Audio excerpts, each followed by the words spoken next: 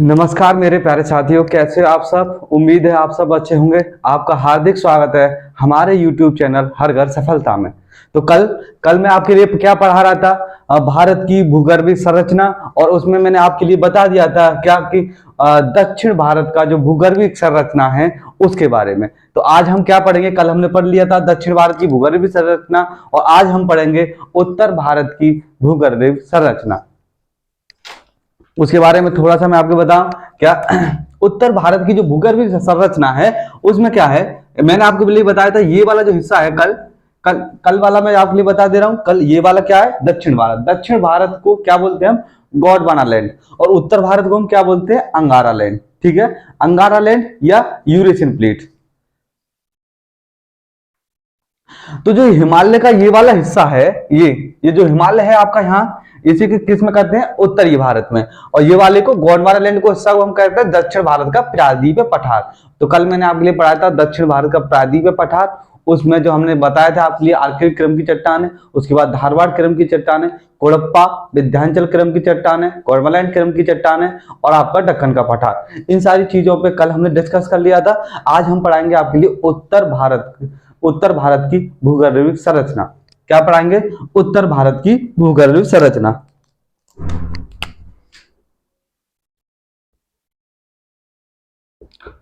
उत्तर भारत की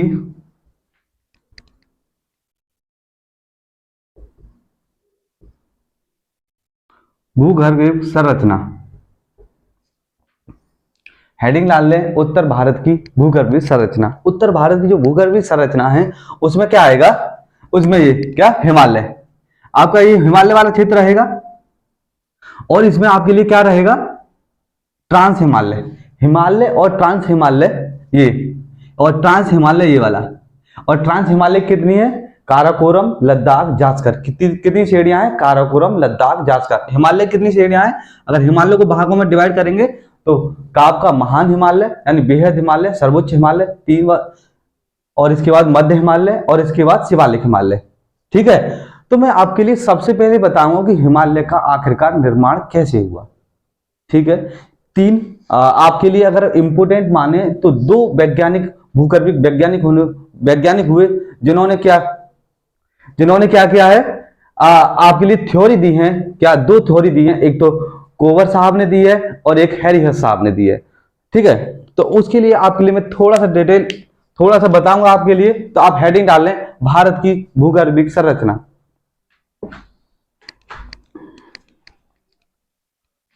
ठीक है, तो सबसे पहले अगर यहां तक है ना, सबसे पहले अगर मैं देखूं तो क्या, कोवर साहब ने दिया भूसन्नति सिद्धांत, यानी कोवर का भूसन्नति सिद्धांत।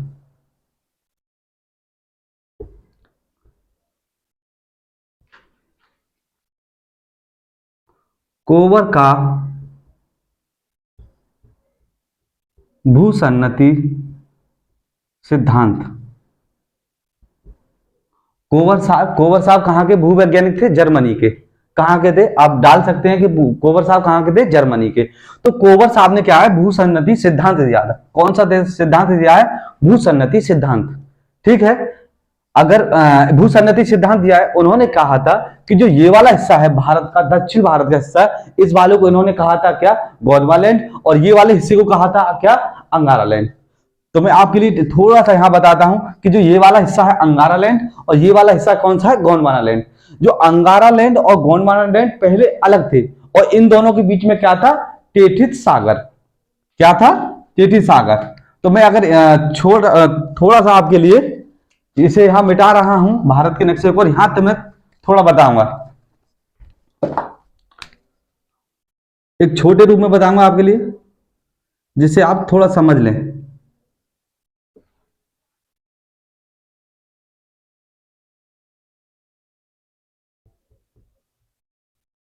गोंडवाना लैंड, और ये वाला जो हिस्सा है ऊपर वाला, ये वाली जो प्लेट है इसे बोलते हैं अंगारा लैंड। अंगारा लैंड कौन सा, ये वाला जो हिस्सा है इसे गोंडवाना लैंड, और इस वाले हिस्से को अंगारा लैंड। इसके जो बीच में है, इसमें जो ये वाला हिस्सा है, ये पहले यहां जल हुआ करता था, यानी पहले यहां जल हुआ करता था। तो इस वाले को क्या बोलते थे हम, टेथिस सागर। क्या बोलते थे? टेथिस सागर। कोवर साहब बताते हैं कि यहां पर जो जल था तो कुछ नदियां यहां से आती थी ऐसे करके जल, और कुछ नदियां यहां से जाती थी ऐसे। तो कंटिन्यू जब नदी, आपको पता होगा कि नदियां अपने साथ क्या लेके जाती है? अवसाद, क्या लेके जाती हैं? अवसाद। तो कंटिन्यू यहां से नदियां जा रही थी और यहां से भी नदियां जा रही थी, और ये नदियां अपने साथ अवसादों को लेकर जा रही थी। जब ये नदियां अपने साथ अवसादों को लेकर टेथिस सागर में गिरा रही थी, तो इसमें क्या होगा? टेथिस सागर में, अब आपके लिए मैं थोड़ा सा यहां बता रहा हूं क्या,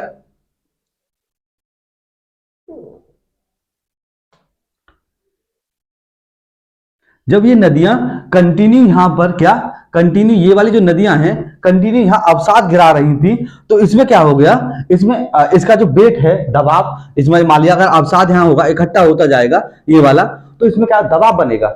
जब यही दबाव कंटिन्यू, और ये अभी का नहीं है, ये कालांतर, मतलब एक साल या 2 साल की संरचना नहीं है, ये कई सालों यानी कई योगों की संरचना होती है। ठीक है ना? अब यही यही जो है, इसमें जब दबाव बढ़ता चला जाएगा, तो यही क्या होगा?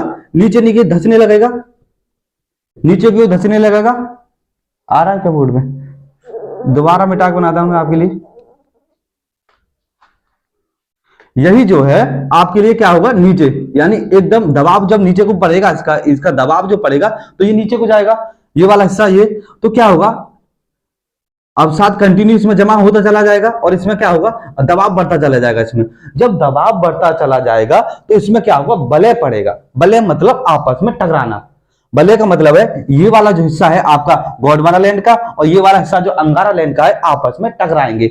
जब आपस में टकराएंगे तो दो चीज आपस में जब टकराएंगी तो इनमें बलय पड़ जाएगा, और जब बलय इसमें पड़ेगा तो क्या होगा कि यहां पर आपके लिए एक बार और थोड़ा समझाता हूं। आप क्या करें, जब मैं इनको पढ़ा रहा हूं तो पहले आप समझें, और उसके बाद अपनी भाषा में, या मैं आपके लिए अपनी भाषा लिखवा दूंगा, लेकिन आप अगर अपनी भाषा लिखना चाहें तो आप लिख सकते हैं। ठीक है ना?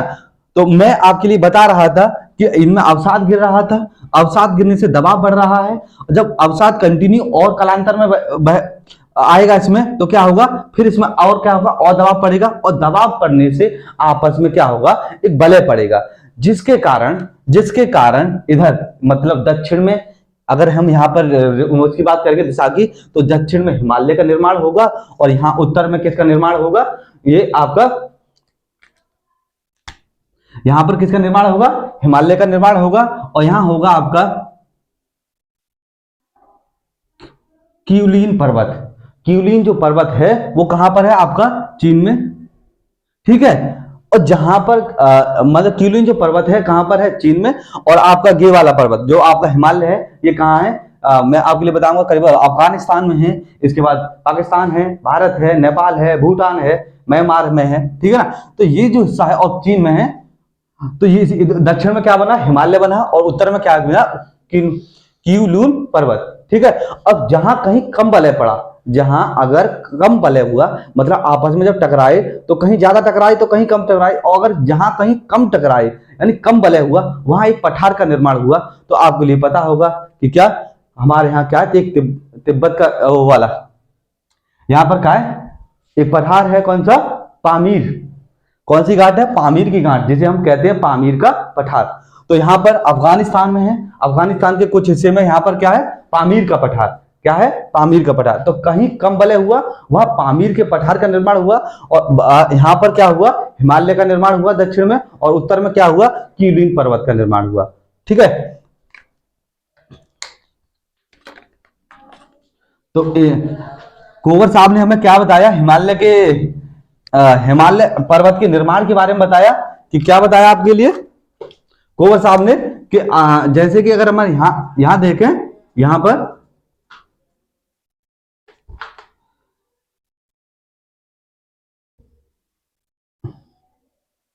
और ये वाला हिस्सा, तो आपका ये टेथिस सागर आपस में जॉइंट हुआ, तो यहां पर किसका निर्माण हुआ? ये अगर मैं बात करूं तो यहां पर किसका निर्माण हुआ? हिमालय का। किसका निर्माण हुआ? दक्षिण में हिमालय का। और यहां पर किसका निर्माण हुआ? बलय, इनके क्या हुआ? बलय पड़ने से किसका निर्माण हुआ है? यहां पर क्यू लून पर्वत किसका निर्माण, अरे ठीक तो है, कीलून पर्वत और यहाँ हिमालय पर्वत का। ठीक है, तो कोवर साहब ने बताया था कि दबाव पड़ने से और दबाव पड़ने के साथ साथ इनमें बलित हुआ, बलित होने के कारण किसका निर्माण हुआ है, हमारा हिमालय का। तो हिमालय एक नवीन मोरदार पर्वत है। ठीक है, जो आपका कीलून पर्वत भी आपका नवीन मोरदार पर्वत होगा और हिमालय भी। ठीक है, और एक और वैज्ञानिक हुए हैं, एक वैज्ञानिक कोवर साहब हुए, एक और ने दिया हिमालय के निर्माण में आपके लिए थ्योरी। एक और वैज्ञानिक हैं, कौन है, हैरी हस। तो एक और सिद्धांत लिखेंगे,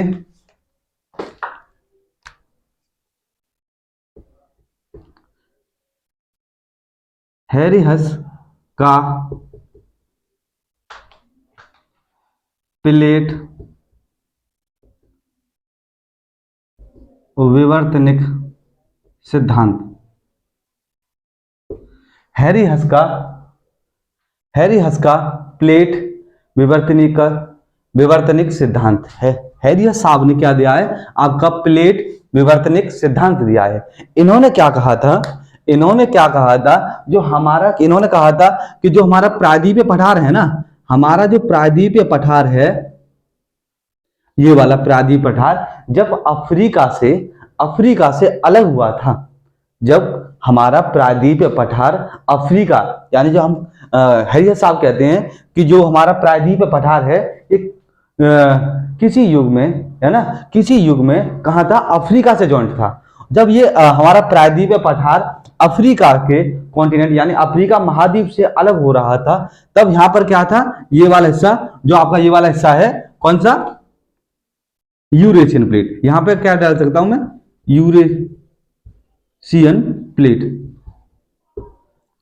ये हमारा हमारा जो गोंडवाना लैंड का हिस्सा है, जब यूरेशियन प्लेट में आके टकराया, जब हमारा कौन सा प्रायद्वीपीय जो पठार है या प्रायद्वीप पठार है जो दक्षिण भारत में है, ये क्या है, जब हमारा यहां से हमारा अफ्रीका महाद्वीप से अलग हुआ और अलग होने के बाद यूरेशियन प्लेट में टकराया, तब हिमालय का निर्माण हुआ। तो कोवर साहब कहते हैं और हैरी हस साहब कहते हैं कि हमारा जो प्रायद्वीपीय पठार है जब यूरेशियन प्लेट से टकराया तब हिमालय का निर्माण हुआ है। ठीक है, तब हिमालय का निर्माण हुआ है, और हिमालय के निर्माण दक्षिण में किसका निर्माण हो गया, यहां पर दक्षिण में किसका निर्माण हुआ है, हिमालय का, और आपका उत्तर में किसका निर्माण हुआ है, आपका किसका,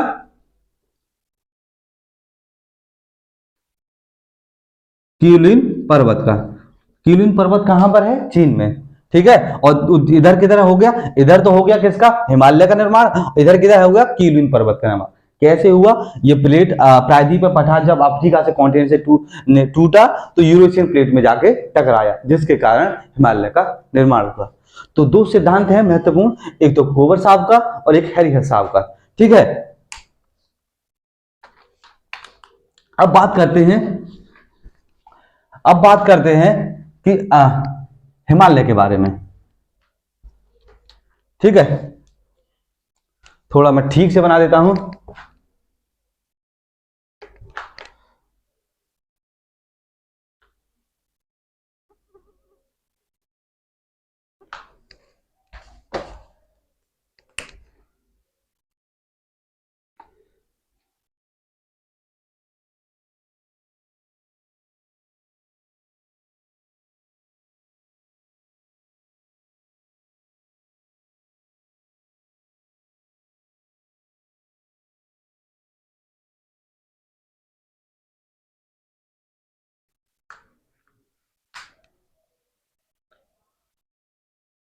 इसे क्या बोलेंगे हम, सर्वोच्च हिमालय।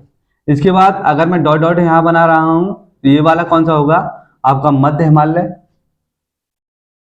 तीनों को मैं दर्शा दूंगा, आराम से, टेंशन ना लेना। और ये आपका शिवालिक हिमालय। थोड़ा दूर दूर बना रहा हूं जिससे कि आपको थोड़ा समझने में परेशानी ना हो। यहां पर ब्लैक वाले से बना रहा हूं कौन सा, महान हिमालय। महान हिमालय को ही हम सर्वोच्च हिमालय कहते हैं, सर्वोच्च हिमालय। डैश में लिख देख सकता हूं मैं, सर्वोच्च हिमालय। इसके बाद अगर मैं देखें दूसरे नंबर पर आपका कौन सा, मध्य हिमालय, मध्य या लघु हिमालय, मध्य हिमालय लिख ले, मध्य हिमालय। उसके बाद तीसरा अगर हम बात करेंगे कौन सा, ये वाला कौन सा, शिवालिक हिमालय। ठीक है, तो हिमालय को 3 भागों में डिवाइड किया गया है। नंबर 1 महान हिमालय, नंबर 2 मध्य हिमालय और नंबर 3 शिवालिक हिमालय। इसके बाद अगर हम ट्रांस हिमालय की बात करेंगे, ये वाली जो आपकी हैं,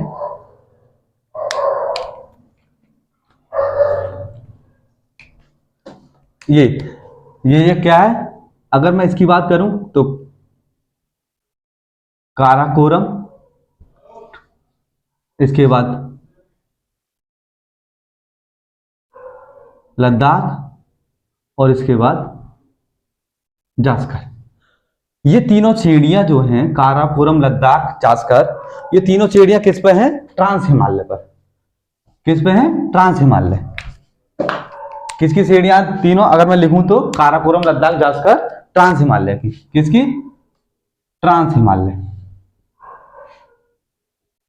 ठीक है, तो अब हम अगर हम बात करें, थोड़ा थोड़ा मैं आपके लिए मैपिंग में समझा दूंगा और धीरे धीरे फिर मैं आपके लिए इनकी परिभाषाएं लिखवा दूंगा और इसके महत्वपूर्ण इसमें जो बिंदु हैं उनको लिखवा दूंगा।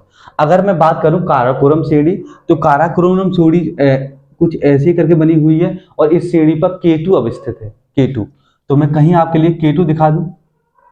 अगर ये श्रेणी बनी हुई है तो ये कौन सी है, K2। और K2 आपके लिए पता होगा कि विश्व की सेकंड सबसे ऊंचाई वाली श्रेणी है K2, और इसकी जो लंबा ऊंचाई है कितनी है, इसकी ऊंचाई 8611 मीटर, यानी 8611 मीटर। ठीक है, और अच्छा ये जो है ये कहाँ है, POK में, यानी पाक अधिकृत कश्मीर में।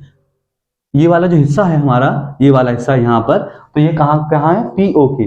जिसे कहते हैं पाकिस्तान ने जब 1947 में युद्ध हुआ था तब ये उन्होंने हमारा कब्जा कर लिया था। ठीक है, तो इसको बोलते हैं पाक अधिकृत कश्मीर, POK। उसके बाद अगर हम बात करें इसी काराकोरम श्रेणी पर एक क्या है, सियाचिन ग्लेशियर है। अगर मैं ग्लेशियर थोड़ा सा दिखा दूं, यहां पर ये वाला कौन सा, सियाचिन ग्लेशियर।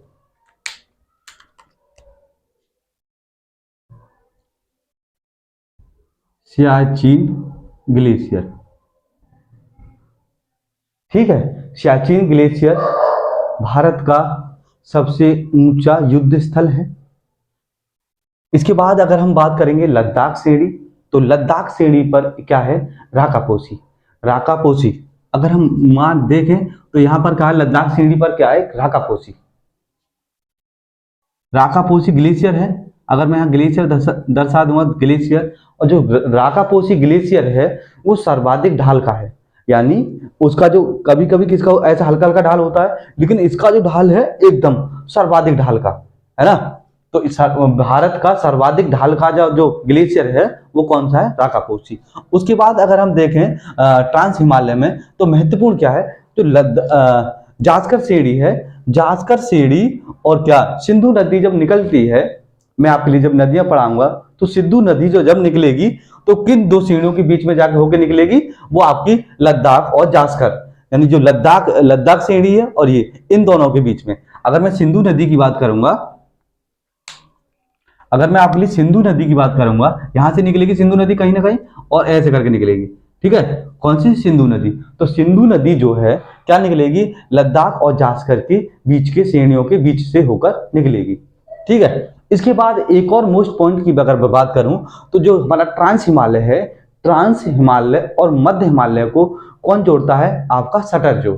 कौन जोड़ता है, यहां पर अगर मैं कहीं पॉइंट बना दूं, क्या, सटर जोड़। इसको मैं लिख सकता हूं सटर जोड़, सटर जोड़, यानी सटर जॉइंट।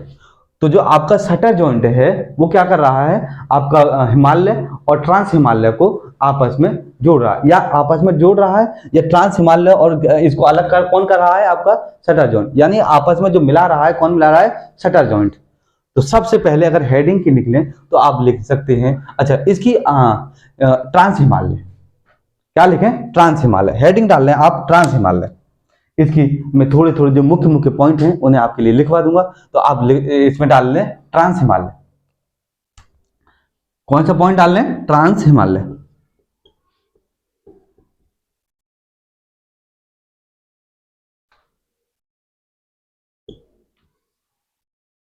कभी कभी बोलने में क्या हो जाता है, लैंग्वेज थोड़ी सी में, कल मैंने एक बोल दिया था क्या, राजस्थान डिस्ट्रिक्ट है ना, राजस्थान, और क्या बोल दिया था मैंने, महाराष्ट्र डिस्ट्रिक्ट बोल दिया था। तो क्या है, कल मैं जब आपके लिए उसे पढ़ा रहा था तो उसमें आपका क्या कुड़प्पा और धारवाड़ डिस्ट्रिक्ट का चल रहा था, तो तब मैं राजस्थान को और महाराष्ट्र को भी डिस्ट्रिक्ट बोल दिया था।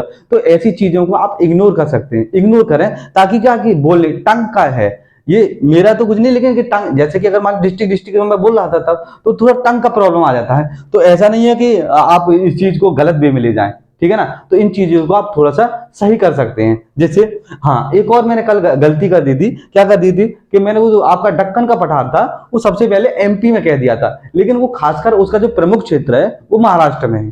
तो ये छोटी छोटी जो टंग प्रॉब्लम है, इनको ज्यादा आप उसमें वे में नहीं ले कि मैं गलत आपको लिए पढ़ा रहा हूं, ये कभी कभी टंग लैंग्वेज हो जाती है ना।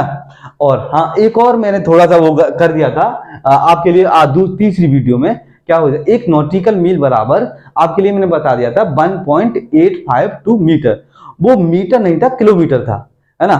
तब निकल गया टंग का होता है ऐसा कि 1.1 नॉटिकल मील बराबर, एक नॉटिकल मील बराबर कितना होता है, 1.852।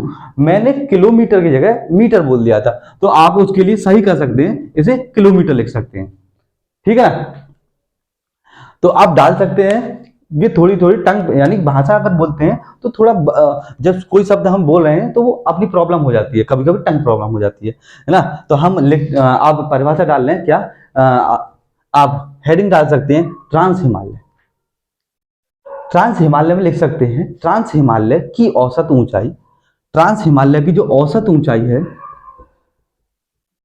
औसत ऊंचाई कितनी है आपकी, 3100 मीटर। इसकी जो सीढ़ियां हैं वो औसतन 3100 मीटर ऊंचाई की हैं। औसत तो आप जानते होंगे सर, यानी मुख्य मुख्य जितनी वह सीढ़ियां होंगी उनकी ऊंचाइयां, और जितनी होंगी उनका भाग, यानी जितनी उनकी ऊंचाई होगी वो संख्या है, बट्टे उन जितनी वो सीढ़ियां हैं उनसे अगर भाग लगा देंगे तो ये औसत ऊंचाई निकल कर जाएगी, ठीक है। तो ट्रांस हिमालय की जो औसत ऊंचाई है वो कितनी है, 3100 मीटर। इनकी जो प्रमुख श्रेणियां हैं, यानी ट्रांस हिमालय की जो प्रमुख श्रेणियां हैं वो कौन सी है, काराकोरम, लद्दाख, जास्कर। अच्छा, ट्रांस हिमालय की एक और श्रेणियां है जिसे हम कैलाश मानसरोवर श्रेणी कहते हैं, है ना। कैलाश मानसरोवर, ये वाला हिस्सा जो कैलाश मानसरोवर जो चीन के फिलहाल वर्तमान में चीन के कब्जे में है। तो यहाँ पर अगर आप यहाँ पर जो कैलाश मानसरोवर है, ठीक है, वो वाले हिस्से अगर आप डालना यहाँ पर लिखना चाहते हैं तो आप कैलाश मानसरोवर जो है वो क्या है आपके लिए, तो जो इसकी जो औसत ऊंचाई है वो कितनी है, 3100 मीटर औसत ऊंचाई, है ना। मैं आपके लिए बता दिया था औसत ऊंचाई कैसे निकालते हैं। इसके बाद अगर हम बात करेंगे कि आपकी ट्रांस हिमालय की मैं आपको बताया था, ट्रांस हिमालय, काराकोरम, लद्दाख, जास्कर, ये श्रेणियां भारत में हैं, और जो कैलाश श्रेणी है वो कहां पर है, आपकी चीन में। फिलहाल पहले तिब्बत में थी, तिब्बत को किसने, चीन ने कब्जा कर लिया है। तो हम कह सकते हैं जो कैलाश मानसरोवर श्रेणी है वो कहां पर है, आपकी चीन में, ठीक है। इसके बाद अगर हम बात करेंगे कैलाश, इसके बाद हम काराकोरम, लद्दाख, जास्कर, तो अगर हम देखें तो इसमें कितनी प्रकार, तीन मुख्यतः भारत में कितनी है, कैलाश, आपकी काराकोरम, लद्दाख, जास्कर। अगर मैं आप लिखना चाहें तो इसमें लिख सकते हैं काराकोरम श्रेणी पर K2 अवस्थित है, K2 गॉडविन ऑस्टिन, कौन, K2 गॉडविन ऑस्टिन जी, कोष्टक में लिख सकते हैं। K2 की जो ऊंचाई है वो कितनी है, 8611 मीटर, कितनी है 8611 मीटर। इसकी जो ऊंचाई है कितनी है 8611 मीटर ऊंचाई है। ठीक है, इसके बाद अगर हम देखें काराकोरम श्रेणी पर सियाचिन ग्लेशियर है जो भारत का सबसे बड़ा युद्ध स्थल क्षेत्र है, क्योंकि ये वाला हिस्सा है और यहीं पर क्या है पीओके, और यहीं पर क्या होता है भारत की जो पाकिस्तान और भारत में जो ज्यादातर घुसपैठिया या हम कहें आतंकवादी जो मैक्सिमम आते हैं वो इसी क्षेत्र से होते हुए आते हैं, क्योंकि ये ऊबड़ खाबड़ क्षेत्र है और क्या है यहाँ ग्लेशियर क्षेत्र है। ठीक है, तो आपका कहाँ सियाचिन ग्लेशियर कहाँ पर है केटू पर, और सॉरी काराकोरम पर, और केटू और सियाचिन दोनों कहाँ पर है काराकोरम श्रेणी पर। उसके बाद अगर हम लद्दाख की बात करेंगे, लद्दाख श्रेणी पर, तो जो लद्दाख श्रेणी पर है, लद्दाख श्रेणी पर क्या है आपकी राकापोसी, लद्दाख श्रेणी पर राकापोसी ग्लेशियर है जो भारत का सर्वाधिक ढलाव का ग्लेशियर है। ये जो राकापोसी ग्लेशियर है कहां पर है लद्दाख श्रेणी पर, और इसका ये सर्वाधिक ढाल का ग्लेशियर है। उसके बाद अगर हम जासकर श्रेणी की बात करेंगे तो जासकर श्रेणी और लद्दाख श्रेणी के बीच में कौन सी है सिंधु नदी। कौन सी नदी बहती है सिंधु नदी। ठीक है, और इसमें एक और पॉइंट लिखेंगे कि ट्रांस हिमालय और हिमालय के को कौन जोड़ता है शटर जोड़, यानी ट्रांस हिमालय और हिमालय को कौन जोड़ता है शटर जोड़। ठीक है, इन में कुछ महत्वपूर्ण पॉइंटों के साथ अब हम लिखेंगे आपका क्या महान हिमालय या सर्वोच्च हिमालय। कौन सा पॉइंट लिखेंगे महान हिमालय या सर्वोच्च हिमालय।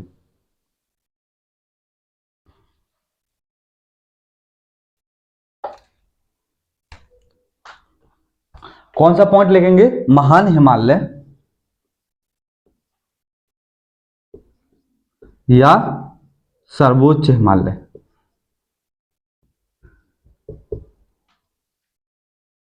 महान हिमालय या सर्वोच्च हिमालय। जो महान हिमालय है ये वाला हिस्सा कहां पर है ऐसे करके। अगर मैं आपके लिए हिमालय बताऊं तो हिमालय कैसे निकल रहा है, हिमालय अफगानिस्तान पाकिस्तान होते हुए ऐसे करके यहां पर, और ये है ना ये वाला हिस्सा है हिमालय का, ये वाला हिस्सा, ये वाला आपके लिए थोड़ा मैं अभी इसे बाद में बताता हूं थोड़ा ना। इसके बाद अगर हम देखें महान हिमालय, इसी में लिखते हैं महान हिमालय, इसकी औसत ऊंचाई, यानी जो महान हिमालय की है इसकी औसत ऊंचाई कितनी है 6100 मीटर। कितनी है 6100 मीटर। इसकी औसत ऊंचाई 6100 मीटर है। इस पर महान हिमालय पर कुछ प्रमुख श्रेणियां हैं। कौन कौन सी प्रमुख श्रेणियां हैं अगर हम बात करें तो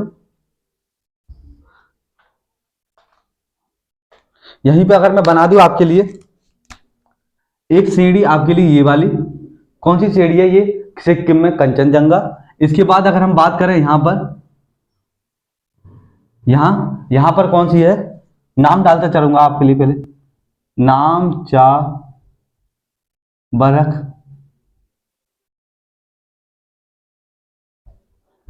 बरक पर्वत। उसके बाद ये वाली जो श्रेणी है वो कौन सी है आपकी कंचनजंगा। इसके बाद महत्वपूर्ण, ये कहां है आपका सिक्किम, ये कहां पर है आपका, अगर आप फिलहाल की स्थिति में देखें तो भारत चीन की सीमा पर है नामचा बरक पर्वत। ठीक है, और ये कहां है आपका सिक्किम में। ठीक, अगर मैं बात करूं कुछ प्रमुख श्रेणियां की इसकी, नेपाल, ये वाला जो हिस्सा है किसका है नेपाल का। तो नेपाल में 4 महत्वपूर्ण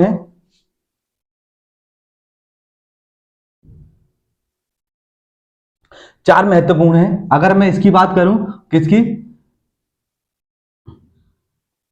मकालू, इसके बाद ये एवरेस्ट, इसके बाद ये मसालू, उसके बाद ये धौलागिरी, और एक और है अन्नपूर्णा। तो नेपाल में महान हिमालय पर 5 महत्वपूर्ण श्रेणियां हैं। नंबर 1 मकालू, एवरेस्ट, इसके बाद मसालू, धौलागिरी और अन्नपूर्णा।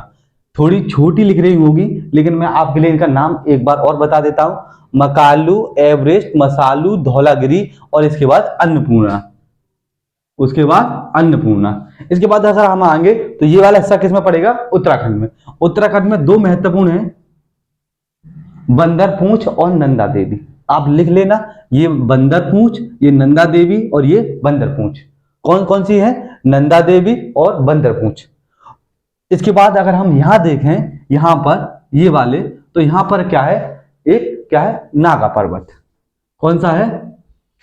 नागा पर्वत।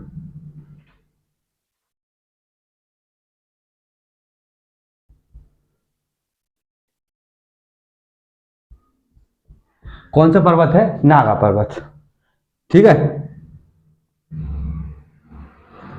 तो महान हिमालय पर कितनी है? नागा पर्वत, इसके बाद नंदा देवी, बंदरपूंछ, अन्नपूर्णा, धौलागिरी, मसालू, एवरेस्ट, मकालू, कंचनजंगा और नामचा बरक पर्वत। तो कुछ महत्वपूर्ण इसमें श्रेणियां हैं। ठीक है। अगर मैं इनकी बात करूं, इन श्रेणियों की, तो विश्व की सबसे जो ऊंची श्रेणी है ना, वो कौन सी है? एवरेस्ट। और एवरेस्ट की ऊंचाई जो कितनी है? एवरेस्ट की जो ऊंचाई है 8,848 मीटर। किसी किताबों में 8,850 मीटर भी है। ठीक है। तो कितनी है एवरेस्ट की जो है? और ये विश्व की सबसे ऊंची चोटी है। एवरेस्ट विश्व की सबसे ऊंची चोटी है, जिसकी ऊंचाई कितनी है? 8,848 मीटर। उसके बाद देखें केटू। केटू यानी गॉडविन ऑस्टिन। इसे पाकिस्तान में गॉडविन ऑस्टिन अगर कोष्टक में लिख रहा हो तो इसे शाहगौरी लिख ले। पाकिस्तान में इसे क्या कहा जाता है? शाहगौरी। ठीक है। तो जो केटू की जो ऊंचाई है वो कितनी है? आपकी 8611 मीटर ऊंचाई। कितनी है? 8611। उसके बाद अगर हम क्वेश्चन आ जाता है कभी कभी कि भारत की पूर्णता, भारत की जो पूर्णता ये किस में है? नेपाल में। ये नेपाल और भारत के बॉर्डर पर है एवरेस्ट। लेकिन जो भारत में पूर्णता है, भारत में पूर्णता सबसे ऊंची जो चोटी है वो कौन सी है? कंचनजंगा, है ना। कंचनजंगा की जो ऊंचाई है वो कितनी है? 8599 मीटर। कितनी है? 8599 और 198 मीटर। ठीक है। कितनी है? 8598, 8598 मीटर। तो जो कंचनजंगा भारत की, भारत में पूर्णतः सबसे ऊंची चोटी है, कौन है? कंचनजंगा। कितनी है? 8598। ठीक है। तो सर्वोच्च हिमालय की जो औसत ऊंचाई है वो कितनी है? 6100 मीटर ऊंचत, इस 6100 मीटर। इसके बाद इसकी जो महत्वपूर्ण है वो क्या क्या है आपके लिए? नागा पर्वत, इसके बाद नंदा देवी, बंदरपूंछ, धौलागिरी, अन्नपूर्णा, मकालू, मसालू, एवरेस्ट, कंचनजंगा और नामचा बरक पर्वत। ठीक है। इसके अगर हम इसमें महत्वपूर्ण और देखें, इस चीज में महत्वपूर्ण देखें तो ये चीज ये हो गई। उसके बाद अगर हम देखें तो ये हिमालय का सबसे पुराना है। हिमालय तो नवीनतम पर्वत है, लेकिन जो हिमालय की जो श्रेणियां बनी है तीन, कौन सी? महान हिमालय, मध्य हिमालय और शिवालिक हिमालय। तो सबसे जो पुरानी श्रेणी है वो कौन सी श्रेणी है आपकी? कौन सी श्रेणी है? महान हिमालय। जो महान हिमालय हिमालय की सबसे पुरानी श्रेणी है। ठीक है। इसके बाद अगर आप महत्वपूर्ण पॉइंटों में लिखेंगे, हिमालय का उत्थान, हिमालय का जो उत्थान है वो आज भी हो रहा है, क्योंकि हिमालय एक नवीनतम मूर्दार पर्वत है। ठीक है। तो इसके बाद हेडिंग डालेंगे आप, इसके बाद हेडिंग डालेंगे आप कौन सी? सेकंड, मध्य हिमालय। कौन सी हेडिंग डालेंगे? मध्य हिमालय।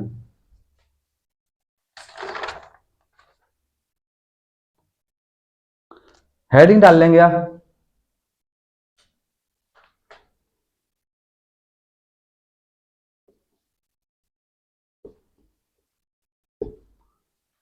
हेडिंग डालेंगे मध्य हिमालय। मध्य हिमालय की, मध्य हिमालय हिमालय का दूसरी सबसे ऊंची क्या है? श्रेणी है। इसकी जो औसत ऊंचाई है, इसकी कौन की? मध्य हिमालय की। इसकी जो औसत ऊंचाई है, इसकी औसत ऊंचाई कितनी है? कह सकते हैं हम 3300 मीटर।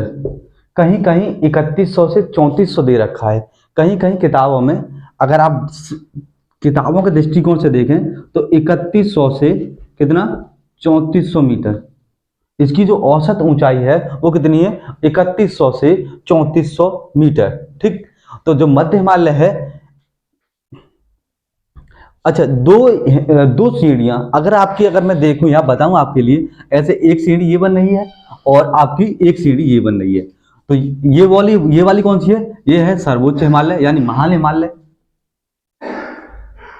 सर्वोच्च हिमालय, और ये हमारा मध्य हिमालय। ठीक है, तो जो मध्य हिमालय और सर्वोच्च हिमालय के जो बीच में होती है, इनको क्या बोलते हैं हम, घाटी। यानी दो सीढ़ियों के बीच में जो क्या होता है, आपका जो समतल क्षेत्र होता है उसे हम क्या बोलते हैं, घाटी, यानी जो कम ऊंचा क्षेत्र होता है, ये वाले हिस्से को हम क्या बोलते हैं, घाटी। ठीक है, जो आपका जो मध्य हिमालय में क्या है, आपकी घाटियां पाई जाती हैं, मध्य हिमालय में घाटियां पाई जाती हैं। अब घाटियां जब पाई जाती हैं तो इधर पूरब की ओर, इन्हें पूरब की ओर कौन सी घाटियां बोलते हैं, काठमांडू। काठमांडू आपको पता होगा नेपाल का क्या है, राजधानी है। तो पूरब में इसको क्या बोलते हैं, काठमांडू घाटी, और इधर जो आपके पश्चिम में क्या बोलते हैं, कश्मीर घाटी। तो इसमें क्या आएंगे, पूरब में इन घाटियों को क्या कहते हैं,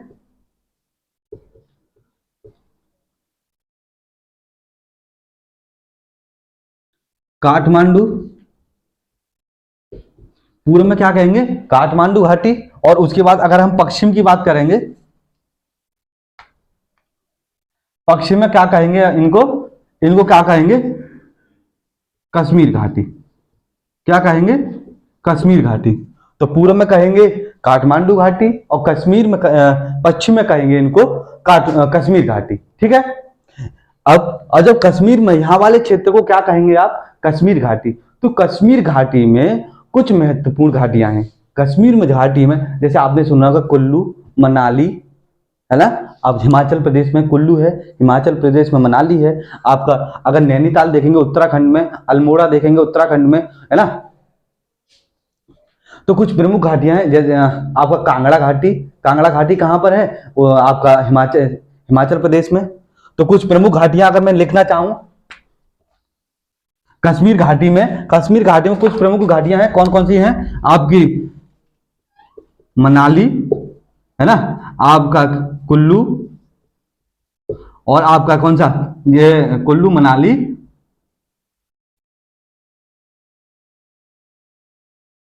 और कांगड़ा। कुल्लू मनाली और आपका कांगड़ा, ये तीनों घाटियां कहां पर हैं, आपकी एचपी मतलब हिमाचल प्रदेश में। ठीक है, आपके बाद अल्मोड़ा,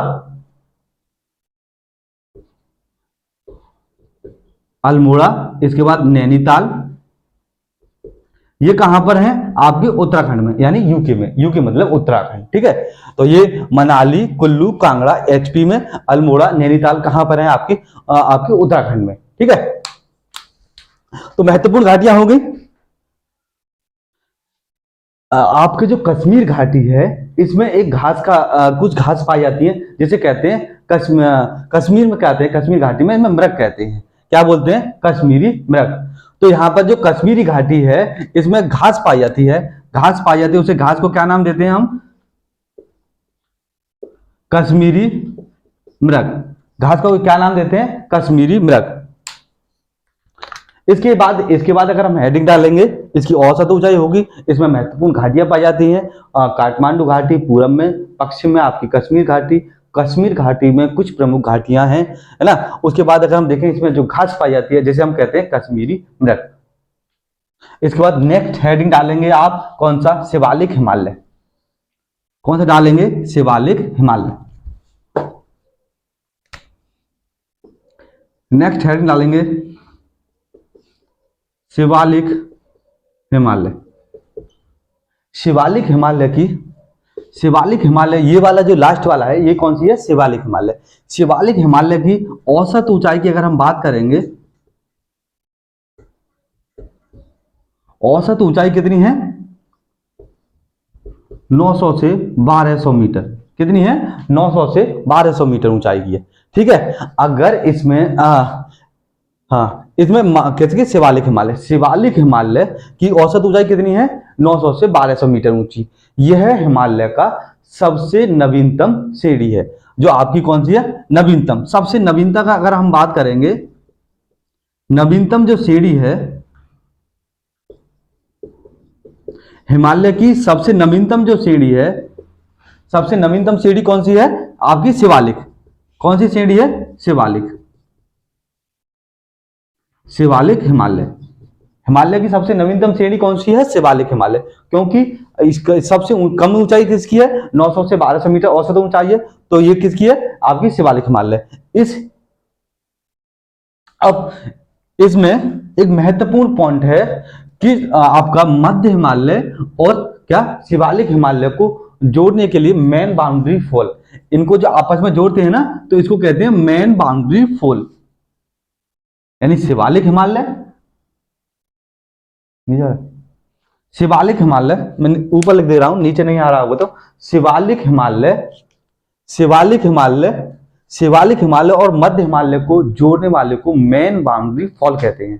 क्या कहते हैं? Main boundary fault. मध्य हिमालय और शिवालिक हिमालय को मैं धीरे धीरे एक एक शब्द को आपको 3-3 बार रिपीट कर रहा हूं, ताकि आपको मेरे साथ ही याद हो जाए।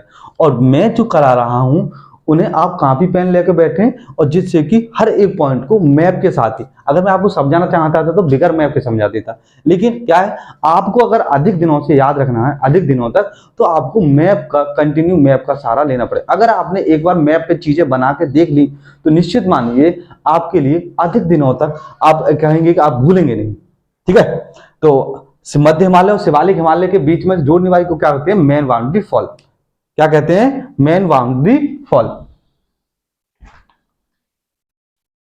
तो आपका मैंने महान हिमालय पढ़ा दिया। हाँ, शिवालिक हिमालय में भी अब 1-2 पॉइंट और लिखेंगे कि इसको क्या कहते हैं। इसको पक्ष, शिवालिक हिमालय को, अरे ये बेटा, शिवालिक हिमालय, शिवालिक हिमालय को, ये शिवालिक हिमालय, तो इसको क्या कहते हैं? पश्चिम या पूरब में, शिवालिक हिमालय को पूरब में हम क्या कहते हैं? पूरब में कहते हैं क्या? इसको द्वार। और पश्चिम में से हम क्या कहते हैं? दून। पूरब में हम इसे द्वार कहते हैं और पश्चिम में से दून कहते हैं। तो पूरब में जो द्वार कहते हैं उसमें 2-3 महत्वपूर्ण स्थान हैं, जैसे कि हरिद्वार, क्या? हरिद्वार और कोटा द्वार। ठीक है, इसके बाद जैसे कि अब पश्चिम में से दून कहते हैं, तो इसमें कहते हैं हम, इनमें क्या कहते हैं? जैसे कि देहरादून। ठीक है, तो पश्चिम में दून और पूरब में द्वार कहते हैं, कोटा द्वार और आपका हरिद्वार। इसमें पश्चिम में हम क्या कहते हैं? दून, जैसे कि देहरादून। ठीक, तो इसमें अगर मैंने आपके लिए महान हिमालय, मध्य हिमालय और शिवालिक हिमालय पढ़ा थे। इसमें जो महत्वपूर्ण हो जाता है, अब हिमालय के बारे में जो महत्वपूर्ण हो जाता है, महत्वपूर्ण पॉइंट लिख लें इसमें। जो हिमालय का जो विस्तार है वो किन किन देशों में है? हिमालय का विस्तार, हिमालय का जो विस्तार है वो किन किन देशों में है? तो सबसे पहले हम बात करेंगे क्योंकि अफगानिस्तान, हिमालय का जो विस्तार है अफगानिस्तान में। अफगानिस्तान में हिमालय को क्या कहते हैं? यहां पर हिंदू कुश लिख सकते हैं। अफगानिस्तान में हिमालय को हिंदू कुश कहते हैं। अफगानिस्तान के बाद पाकिस्तान, पाकिस्तान के भारत देखेंगे तो भारत के बाद अगर हम देखेंगे तो किसमें? नेपाल, नेपाल के बाद चीन, चीन के बाद भूटान और भूटान के बाद म्यांमार। ठीक है, तो हिमालय का जो विस्तार है वो किन किन देशों में है?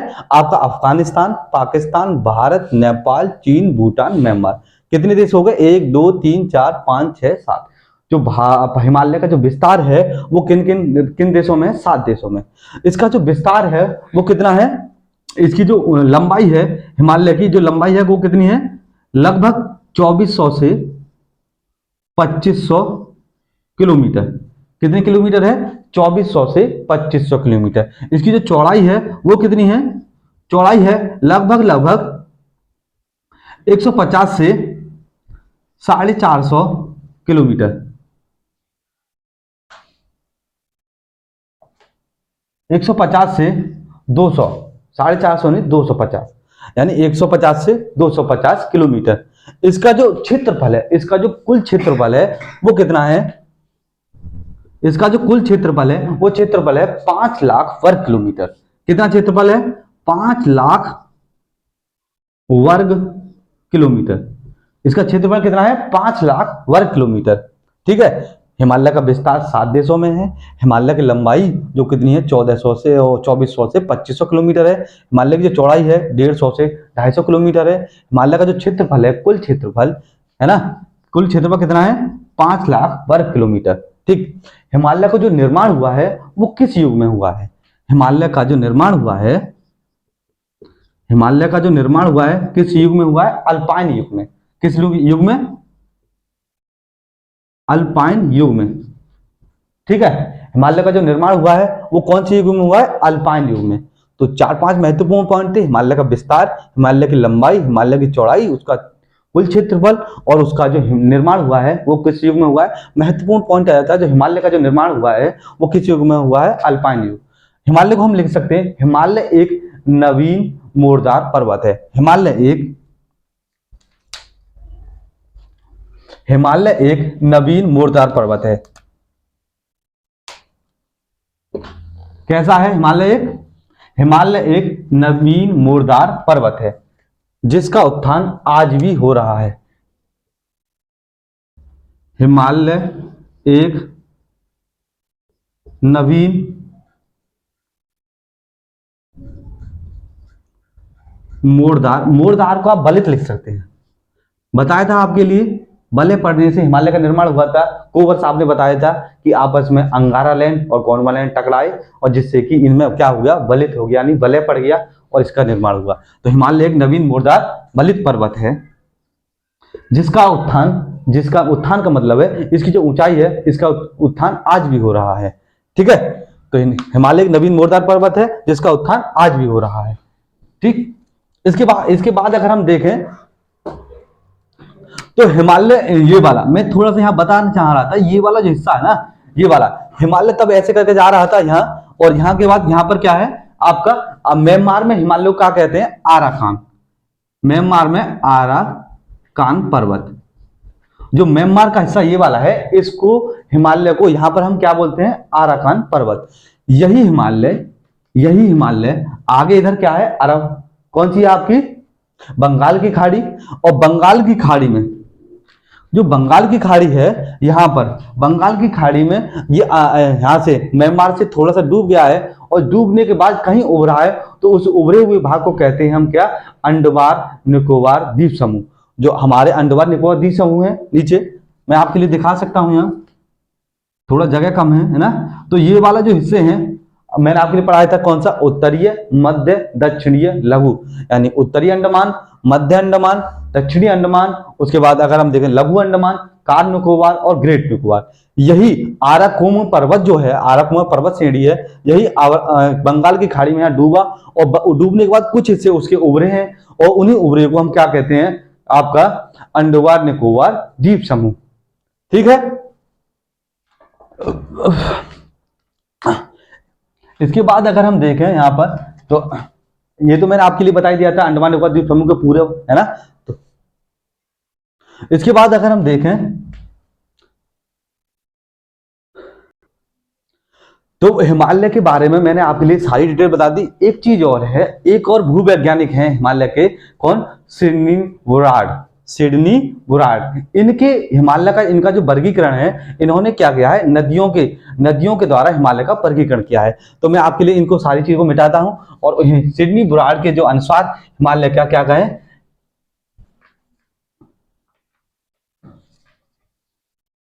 छोटा सा पॉइंट है, बस आप ये लिख लें और आपका हिमालय खत्म।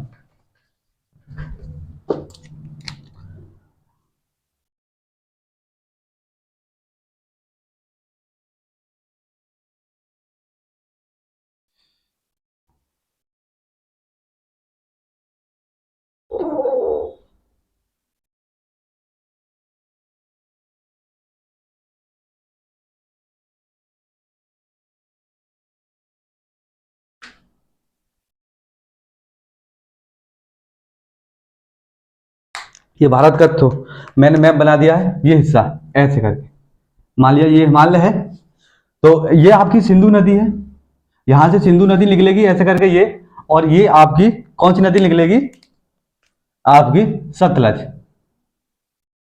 ठीक है, तो ये कौन सी नदी है, सिंधु नदी। सिडनी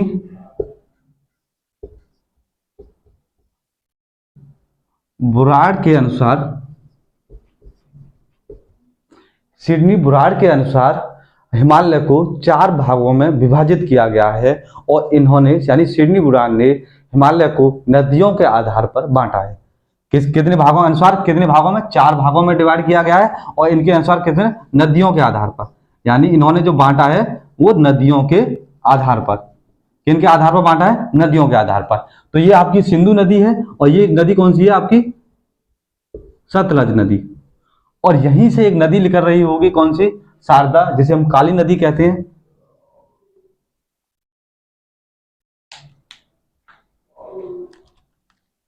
ये नदी निकल रही होगी शारदा, कोष्टक में लिख सकते हैं काली नदी। यहां से एक नदी निकलती है तिस्ता, जो सिक्किम से निकलती है जम्मू ग्लेशियर से। उसके बाद अगर हम बात करें यहाँ कौन सी, ब्रह्मपुत्र नदी। यहां पर कौन सी नदी है, ब्रह्मपुत्र नदी। कौन सी नदी है, ब्रह्मपुत्र नदी। तो कितनी नदियां हैं, 1 2 3 4, और इनको क्या किया है, इन्होंने डिवाइड किया है। ये वाले को, इस वाले हिमालय को इन्होंने क्या है, कश्मीर हिमालय। इस वाले हिमालय को क्या कहा है,